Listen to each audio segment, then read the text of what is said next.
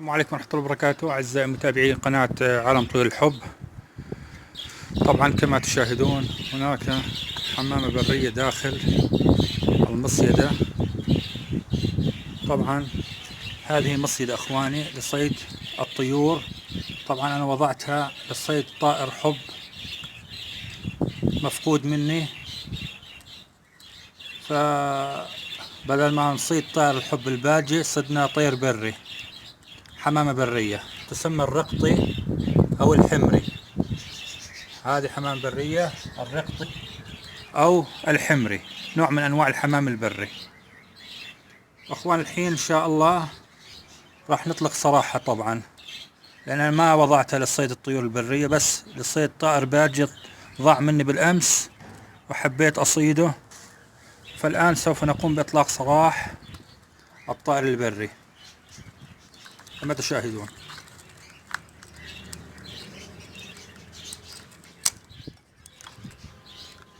ما يبي يطلع، اطلع،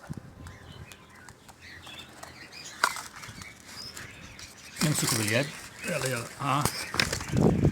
الحرية حلوة، طارت، سبحان الله، ما أحلى الحرية. أخواني طبعا بعد ما أطلقنا سراح الحمام البرية للأسر، قد يسأل البعض عن كيفية استخدام المصيدة. طبعا المصيدة فكرتها سهلة جدا جدا، والآن سوف أشرح لكم أجزاء المصيدة. طبعا المصيدة عبارة عن صندوق خشب له سيم أو شبك، له بوابة طبعا كما ترى أخواني، باب. طبعا موصول هذا الباب بحبل تقريبا 25 سنتي الطول إلى 30 سنتي، وفي نهايته زنبرك رداد، سيم بولاد رداد، وقطعة خشب طول 20 سنتي رأسها مدبب.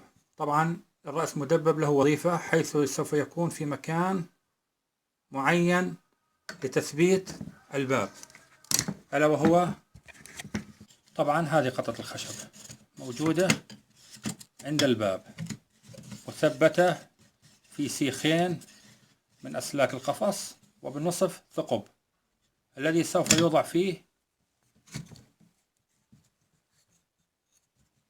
هذا الجزء.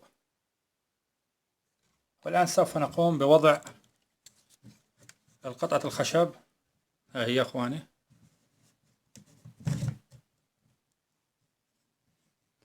بسم الله، نضعها في داخل الثقب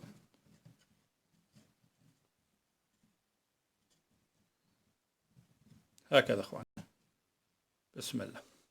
الفكرة إن شاء الله سهلة وواضحة للكل. طبعا أنا وضعت حبوب، سواء قمح، سواء رز، سواء برتقالة، سواء طماطم، حق البلابل ممكن تمر، بلح، ممتاز. والآن سوف نقوم بتجربة المصيدة. نفترض أن الطائر اقترب من المصيدة ليدخل ليأكل الحبوب كما حصل مع الحمام البرية. وضع طبيعي أن الطائر يأتي يقف على هذه القطعة ليدخل إلى الداخل، بمجرد أنه يدخل هكذا أغلقت عليه. رأيتم؟ هذه فكرته، رداد. ولكم جزيل الشكر إخواني على حسن المتابعة.